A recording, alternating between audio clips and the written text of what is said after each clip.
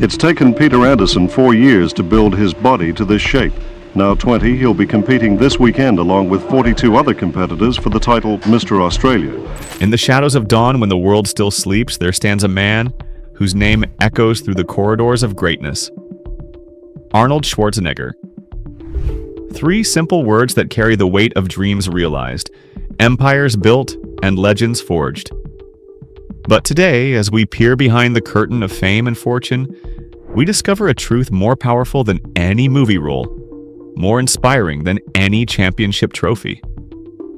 This is not just the story of a man who conquered the world. This is the story of a human being who learned that true strength isn't measured by the weights you can lift, but by the grace with which you carry life's heaviest burdens.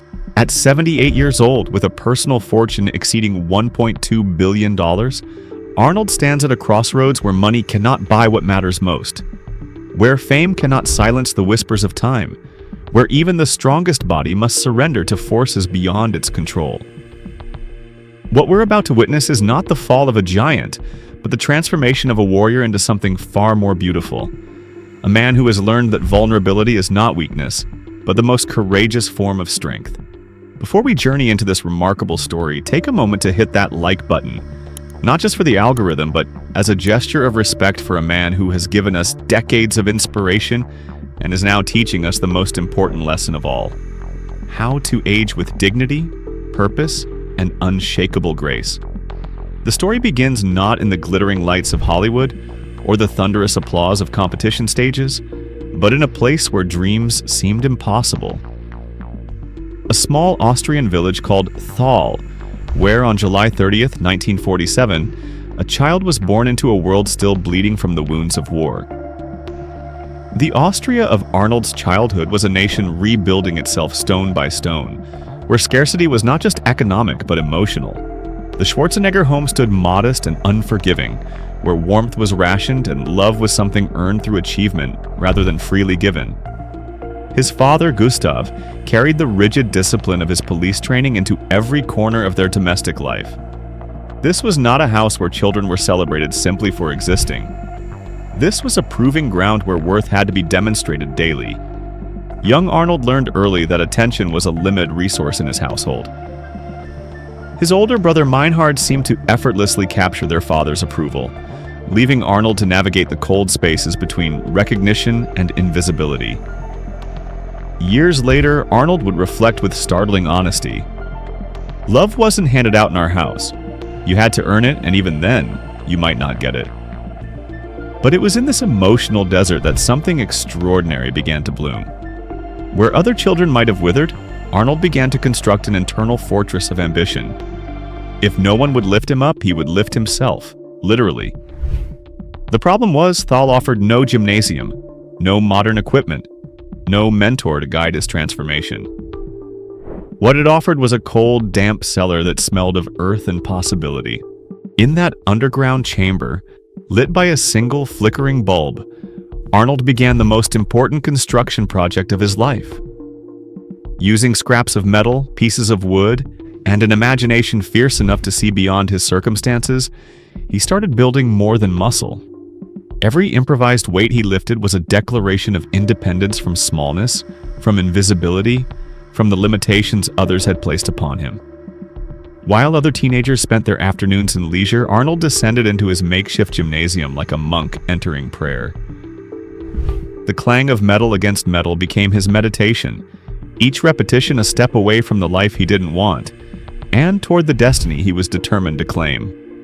On his bedroom walls, magazine cutouts of bodybuilders served as both inspiration and roadmap. To him, these men weren't just physically impressive, they represented freedom itself. Freedom from poverty, from obscurity, from the suffocating predictability of village life. By his early teens, Arnold had outgrown his cellar laboratory. He discovered a small gymnasium in Graz, several miles away, and began making daily pilgrimages that would become legendary in their dedication. The bicycle ride to Graz was grueling. Uphill battles against alpine winds, returns home long after darkness had settled over the countryside. But Arnold relished every difficult pedal stroke because each one carried him further from the life he was expected to accept and closer to the life he was determined to create. His friends called him obsessed. They weren't wrong, but they misunderstood the nature of his obsession. Arnold wasn't chasing a hobby or even a sport. He was chasing liberation itself. Every training session was an investment in a future that existed only in his imagination, but felt more real than his present circumstances. Years later, when success had validated his early vision, Arnold would speak of those formative years with remarkable clarity. "I never saw a future in that village. I had to create one." And so, in the depths of an Austrian cellar and on the winding roads between Thal and Graz, the blueprint for greatness was drafted. Not through privilege or luck, but through the sheer force of a young man's refusal to accept the limitations others had set for his life. This was where Arnold Schwarzenegger first learned the lesson that would define his entire existence: that strength is not given, but built. One repetition, one day, one impossible dream at a time. When Arnold Schwarzenegger stepped off that plane in 1968, America didn't roll out any red carpets. He was 21 years old, carrying a battered suitcase, a few crumpled dollars, and a dream so audacious it bordered on delusion. The golden land of opportunity he had imagined from Austria revealed itself to be something far more complex. A battlefield where survival demanded not just ambition, but relentless adaptation. His Austrian accent wrapped around English words like chains, transforming every conversation into an exhausting obstacle course. Simple interactions became marathons of miscommunication and embarrassed smiles. But Arnold possessed something more valuable than perfect pronunciation: an unshakable belief that actions could speak louder than words. By day, he hauled bricks and swung hammers on California construction sites, his muscles burning under the relentless sun as he saved every precious dollar. By night, he transformed cramped, dimly lit gymnasiums into cathedrals of self-improvement, sculpting a physique he was certain the world could no longer ignore. His living situation was Spartan: shared rooms that offered little more than a bed, a flickering lamp, and space to hang his impossible dream. Some nights, lying in those anonymous rooms listening to the endless hum of Los Angeles traffic, Arnold wondered if he had made the greatest mistake of his life. The distance from his Austrian homeland felt infinite.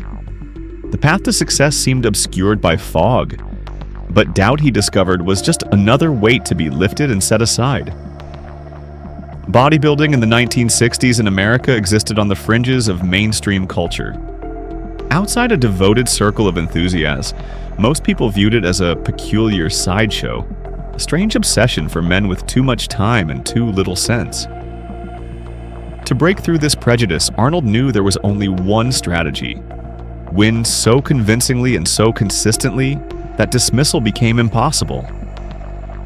In 1970, at just 23 years old, he achieved what many thought impossible, becoming the youngest man ever to claim the Mr. Olympia title. But victory brought its own burden.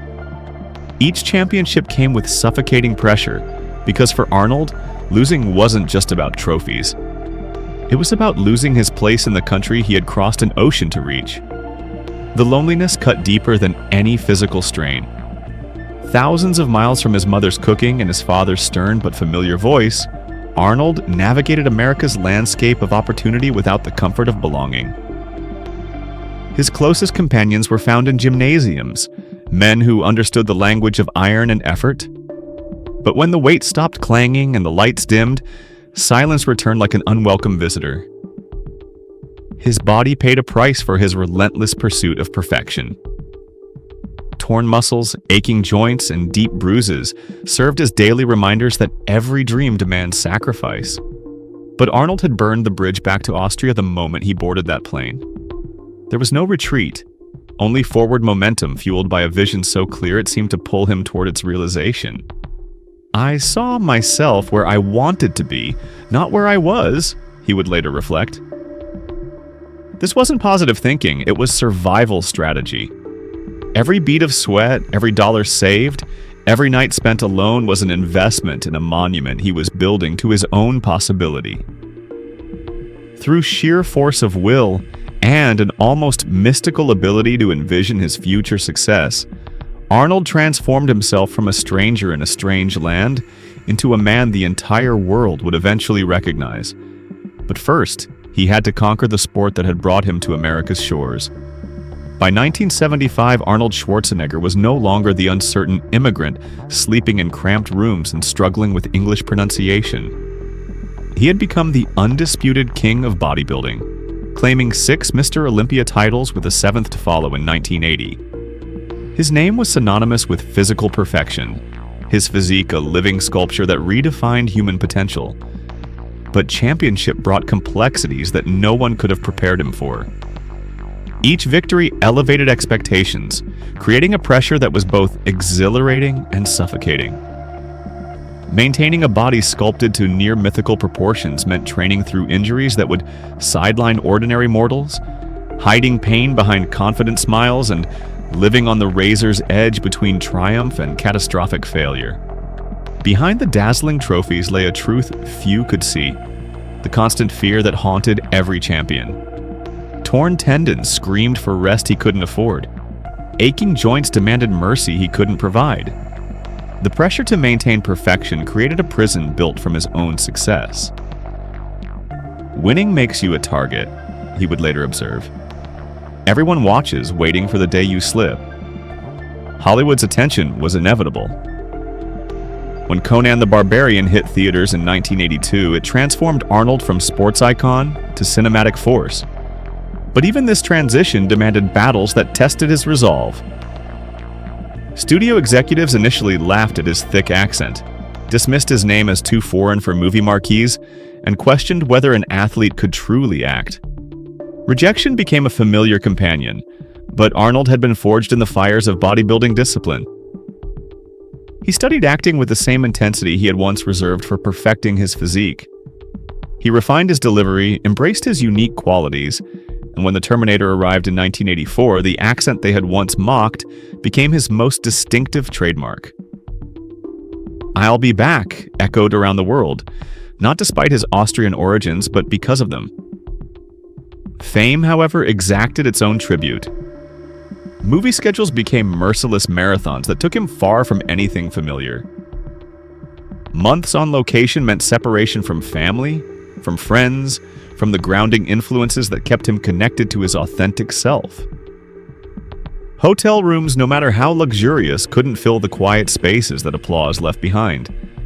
Success created a peculiar form of isolation. He wasn't just Arnold anymore, he was Arnold Schwarzenegger. A brand, an expectation, a symbol that had to maintain its luster under constant scrutiny. Every stumble was magnified, every misstep analyzed by strangers who felt entitled to judge. The spotlight that illuminated his path could just as easily expose his vulnerabilities. The transitions that defined his career, from bodybuilding to acting, from entertainment to politics, each carried enormous risk. Critics questioned his motives, his capabilities, his right to even attempt such dramatic reinvention. Every choice threatened to erase decades of carefully constructed image. Yet Arnold embraced these risks because he understood a fundamental truth. If you don't keep moving forward, you start moving backward. From the outside, it appeared to be pure glory. 7 Olympia crowns, box office domination, political achievement. But those who looked closer could see the reality that success often obscures. At the peak, the air grows thin, the nights stretch longer, and the man at the top discovers that triumph, no matter how complete, cannot eliminate the fundamental human experience of solitude. Arnold had built his empire through iron discipline and unwavering vision. But the greatest tests of his character were yet to come. For decades, Arnold Schwarzenegger's body had been his most reliable ally, an instrument of precision that carried him from Austrian gymnasiums to Hollywood soundstages to the halls of political power. It had withstood punishment that would have broken lesser men, adapted to demands that seemed impossible, and never once failed to deliver when excellence was required. But in 1997, at the age of 50, that fortress revealed its first crack.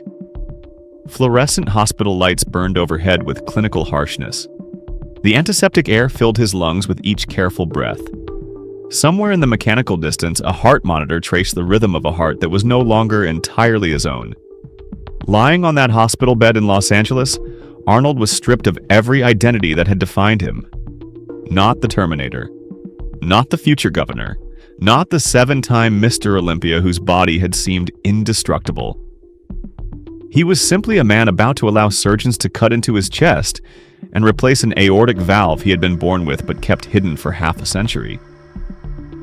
The secrecy hadn't been born from pride, it had been born from terror. Terror that the world would discover what he had spent a lifetime outrunning, that even the strongest man in any room could be fundamentally vulnerable. He didn't tell his aging mother back in Austria, couldn't bear to place another weight upon her shoulders that were already bowed by time. "I'll call her when it's over," he promised himself. But in 1999, she was gone. No final conversation. No goodbye. He was on a movie set when the news reached him. Cameras rolling, muscles carved from decades of disciplined warfare with gravity.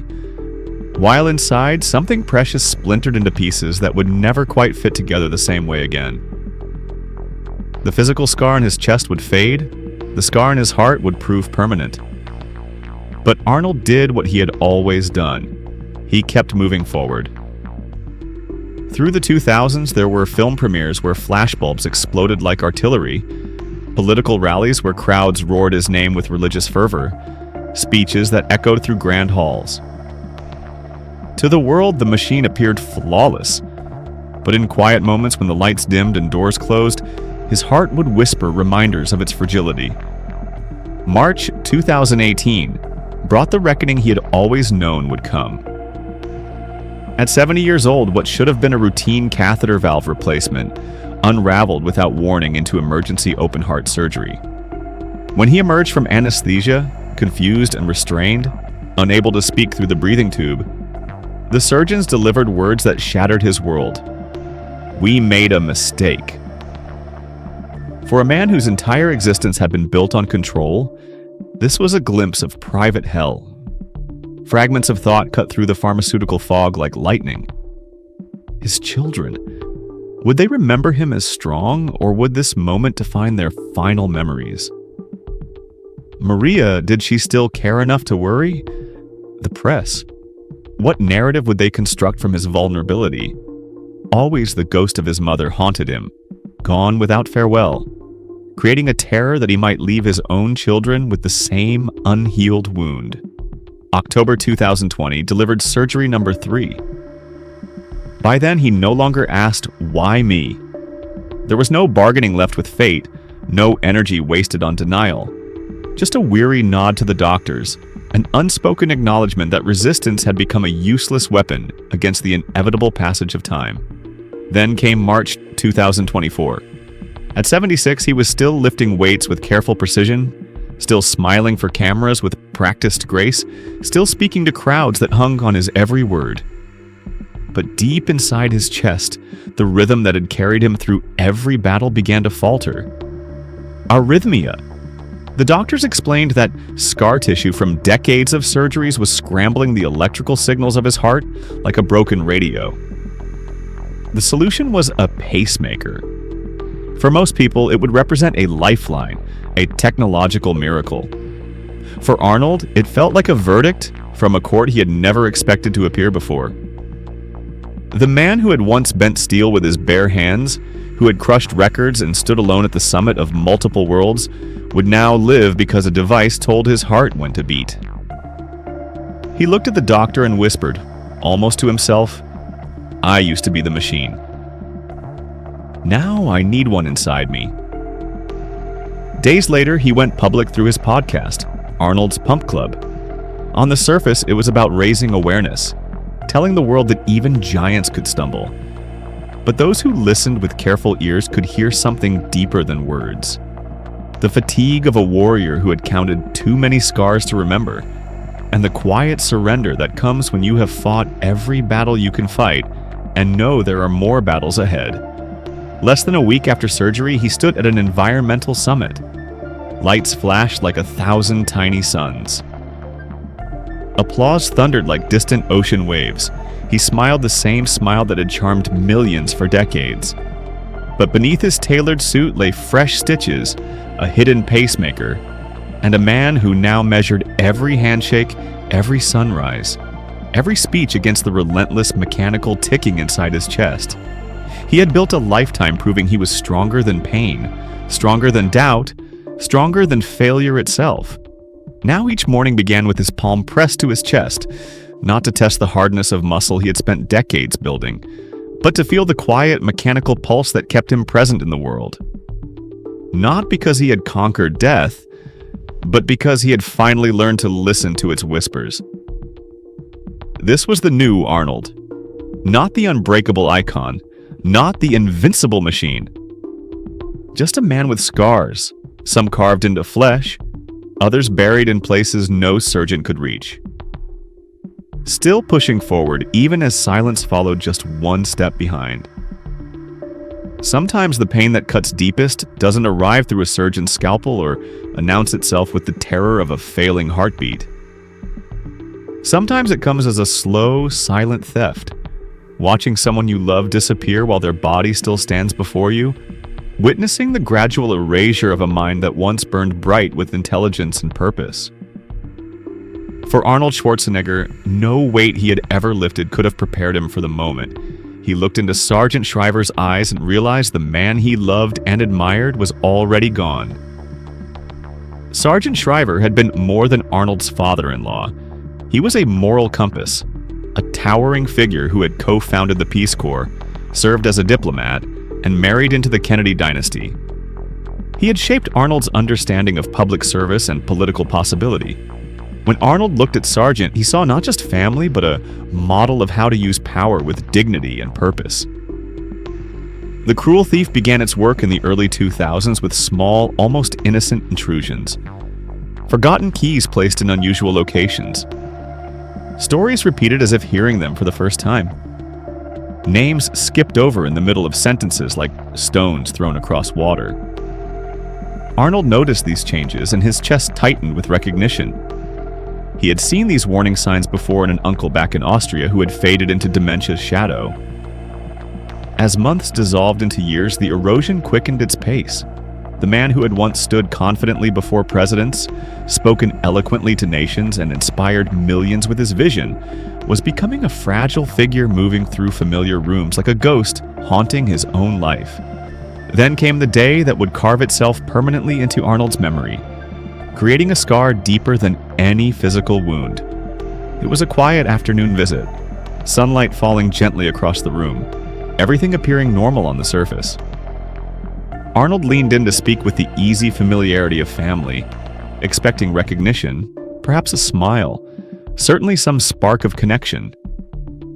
Instead, Sargent looked at him with eyes that were neither confused nor frustrated, but simply vacant, empty of recognition, empty of connection, empty of the shared history that had bound them together for years. "Who are you?" Sargent asked, the words falling with the weight of 1,000 heartbreaks. Arnold's throat closed. He couldn't answer because in that devastating instant, his father-in-law, the man who had taught him how to tie a proper knot in his tie, how to speak with dignity in public settings, how to believe that politics could be a noble calling, was gone. Not dead, but gone in a way that felt even more final because the body remained as a cruel reminder of what had been lost. There exists no grief sharper, no wound more bitter than a mourning someone who continues to breathe beside you. Arnold would later admit, in rare moments of complete vulnerability, that watching Sargent disappear cut deeper than any of his surgeries, deeper than professional heartbreak, deeper even than his most public failures. It forced him to confront a terror that would haunt him long after the funeral. What if one day I forget who I am too? Observing Sargent's decline wasn't merely emotional agony, it became a cruel mirror that reflected Arnold's own mortality. Every misplaced word, every moment of confusion, every blank stare, whispered a possibility that neither muscle nor money nor fame could protect him from the slow, merciless erosion of memory itself. This fear haunted him in hotel rooms after speeches, crept into the silence between film takes, and waited in the pre-dawn stillness before the world knew he was awake. In public interviews, he maintained perfect composure, saying all the appropriate things about hope and fighting for awareness. But behind closed doors, his fear transformed into a new form of discipline. He revolutionized his diet, added brain-healthy supplements, consumed research with scholarly intensity, and began daily mental exercises. Not to live longer, but to remember longer. Because death didn't terrify him. The thought of disappearing while still breathing, that was the nightmare that drove his new regimen. As the disease continued its relentless theft, Arnold's relationship with his own reflection began to shift. He started seeing time not as a mountain to be conquered through sheer will, but as a force to be negotiated with. An opponent you couldn't defeat, only delay. His workouts evolved from sculpting maximum bulk toward building sustainable longevity. His speeches turned from ambitious future building toward careful legacy preservation, each word chosen as if it might be the last the world would remember him by. When Sargent passed away in 2011, Arnold stood at the podium to deliver the eulogy. In that moment, he wasn't the movie star, wasn't the former governor, wasn't the icon the cameras adored. He was simply a son-in-law, broken and grieving and afraid. The cameras captured his measured public words and the strength in his voice, but they couldn't capture the private moment afterward. When Arnold sat alone in the back of the hall, staring at the empty chair where his father-in-law had once sat tall and proud and brilliantly alive, he whispered something into the stillness, words too quiet for anyone else to hear. Perhaps it was a promise. Perhaps it was a prayer that when his own time came, the world would remember him clearly before it forgot his name. He had endured the silent agony of watching someone precious fade into the shadows of memory. But nothing in that long history of heartbreak could prepare him for the storm he was about to bring upon himself. A storm born not of fate or disease or the cruel passage of time, but of his own choices. This would not be an accident. This would be the single mistake that shattered the image he had built over decades, tore apart the trust of the people who mattered most, and left a scar that no amount of time or triumph could erase. For years, Arnold Schwarzenegger carried a secret that grew heavier with each passing day, each family gathering, each moment of normal life that felt like an elaborate performance. He had fathered a child with Mildred Baina, their family's longtime housekeeper, a woman who had been woven into the fabric of their daily lives for over 20 years, trusted with the most intimate details of their home. In 1997, Mildred gave birth to Joseph, Arnold's son. Almost simultaneously, Maria Shriver, his wife of more than a decade, gave birth to their youngest child, Christopher. Two boys born within weeks of each other, growing up under the same roof. One openly celebrated, the other hidden in plain sight like a secret that lived and breathed and grew taller every day. For over a decade, this truth existed within the walls of their home like a shadow that refused to disappear. As Joseph grew, the resemblance to Arnold became increasingly difficult to ignore. The broad shoulders that seemed to expand overnight. The posture that mirrored Arnold's unconscious confidence. The unmistakable spark in his eyes that anyone familiar with the Schwarzenegger family would recognize instantly. Maria noticed the similarities more than once. Love and trust, however, created a blindness to possibilities her heart refused to entertain. She had stood beside Arnold through every reinvention, the relentless grind of bodybuilding championships, the scrutiny and rejection of early Hollywood years, the brutal battles of political life. She had sacrificed her own career ambitions and privacy to raise 4 children under an unforgiving spotlight that followed their family everywhere. She had been his partner in every war he had fought, but there was a war happening that she didn't know existed, and the enemy was already inside their home. In 2011, the truth could no longer be contained. Maria confronted Mildred directly, and the answer she received broke her world open like an earthquake that reshapes the landscape permanently. Arnold confessed without resistance, the words tumbling out like stones that had been lodged in his chest for years, growing heavier and more painful with time. There were no elaborate explanations, no desperate attempts at justification, no carefully crafted lies designed to minimize the damage. only the raw, unvarnished admission of a betrayal he could never undo, a choice that had created consequences he could never fully repair. For Maria, this wasn't simply infidelity. It was a fundamental fracture of trust, a public humiliation that would follow her forever, and the devastating realization that the life she had defended so fiercely was built on a foundation that had never been solid. Quietly, with a dignity that would define her response throughout the crisis, she moved out of their family home. Within days, the press discovered the story, and the world descended upon them with the feeding frenzy that celebrity scandal inevitably creates. Headlines screamed across every media platform. Commentators dissected every detail as if it were a murder case. Strangers felt entitled to judge and analyze and offer opinions about the most private pain a family could endure. But beneath all that public noise lay the real devastation. 4 children, Catherine, Christina, Patrick, and Christopher, suddenly blindsided by news that redefined their understanding of their family, and a teenage boy named Joseph, thrust from the protective shadows into a storm of judgment and scrutiny he had never asked for and didn't deserve. Arnold, stripped of the control that had defined his entire existence, did what little he could. He publicly acknowledged Joseph, offered financial and emotional support, and began the delicate work of building a relationship that should have been developing naturally for years. But even as the boy accepted his place in Arnold's complicated life, the years of secrecy had already created wounds that would take years to heal. Maria's rare public statement carried a grace that stunned many observers. This is painful and heartbreaking, but it is also part of life. In those carefully chosen words was the quiet dignity of a woman deeply wounded, but unwilling to let bitterness define her response or poison her children's future. For Arnold, the shame was suffocating in its completeness. This wasn't a professional scandal that he could overcome with better performances or smarter choices. This was the moment he ceased to be the man his wife could lean on with complete trust, the man his children could look up to without reservation or doubt. He had built his empire on discipline, charm, and precision control over every aspect of his public image. But this single mistake stripped all of that away, revealing a truth far more uncomfortable than any professional failure. Even he could destroy the very thing he cherished most. His journey reminds us that we are not born as legends waiting to be discovered. Like Arnold, we must build ourselves into the person we aspire to become, one choice at a time, one day at a time, one act of courage at a time.